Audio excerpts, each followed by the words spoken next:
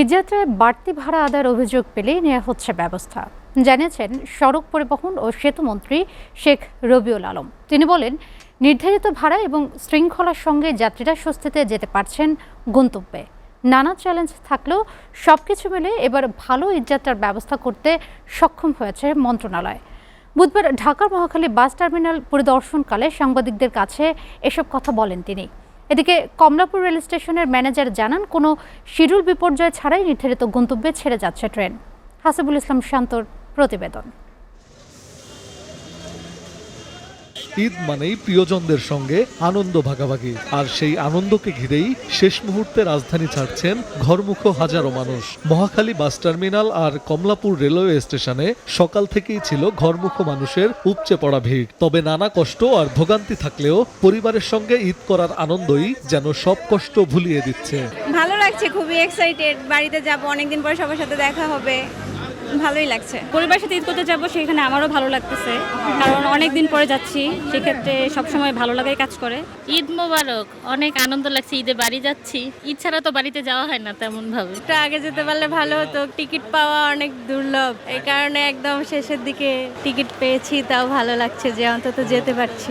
ট্রেনে নেই বাড়তি ভাড়া, নেই কালোবাজারিও, এখনো শিডিউল মতোই ছেড়ে যাচ্ছে ট্রেন, জানালেন এই কর্মকর্তা। আর ঈদের যাত্রার যে যাত্রী মোটামুটি ভিড় ছিল, অতটা বেশি না। আপনার একটা দুটি ট্রেনে আমরা দেখেছি কিছু ভিড় বেশি, যেমন নীলসাগর এবং একতায় ভিড় বেশি ছিল।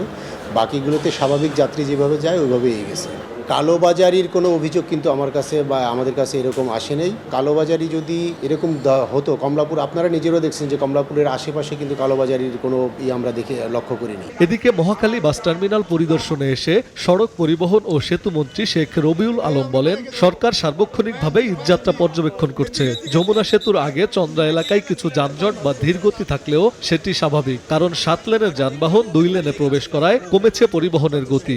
বাসে যাত্রীদের কাছে উঠে জিজ্ঞেস করলাম হঠাৎ করে একটা বাসে, সেখানেও তারা বলছে যে না, তারা ভাড়া ঠিক মতো দিয়েই যাচ্ছে। অনেক চ্যালেঞ্জ, আপনারা জানেন যে 1.5 কোটি মানুষ ঢাকা থেকে 2 দিন 3 দিনের মধ্যেই এসে যাবে, গন্তব্যে যাবে, প্রত্যন্ত অঞ্চলে যাবে। আবার প্রায় 80 লাখের মতো কুরবানিযোগ্য পশুও ক্যারি করতে হবে। আবার আমাদের পরিবহন সেক্টরের যে সামর্থ্য আছে সেটার শতভাগ দিয়ে আমরা চেষ্টা করেছি। মোটামুটিভাবে আমি নিশ্চিতভাবে বলতে পারি, এবং আমরা মনে হয় যে আপনারা দ্বিমত হবেন না।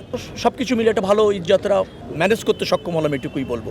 নানা ব্যস্ততা আর যান্ত্রিক জীবনের ক্লান্তি পেছনে ফেলে এখন সবার গন্তব্য প্রিয়জনের কাছে। স্বজনদের সঙ্গে ঈদের আনন্দ ভাগাভাগি করতে স্বস্তিতেই রাজধানী ছাড়ছেন ঘরমুখো মানুষ। হাসিবুল ইসলাম শান্ত, এসএ টিভি, ঢাকা।